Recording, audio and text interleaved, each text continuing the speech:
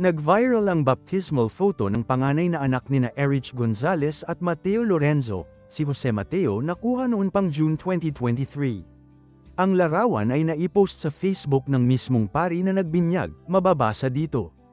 3 generations, accompanying the family in the Christian faith through the sacraments. Today, I baptized Jose Mateo.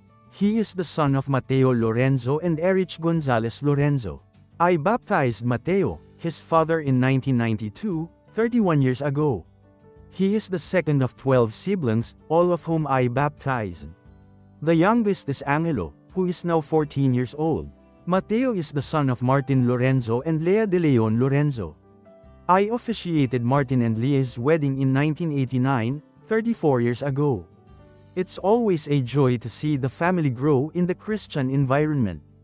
May the Holy Family, Jesus, Mary and Joseph intercede for our needs and be the model of all families.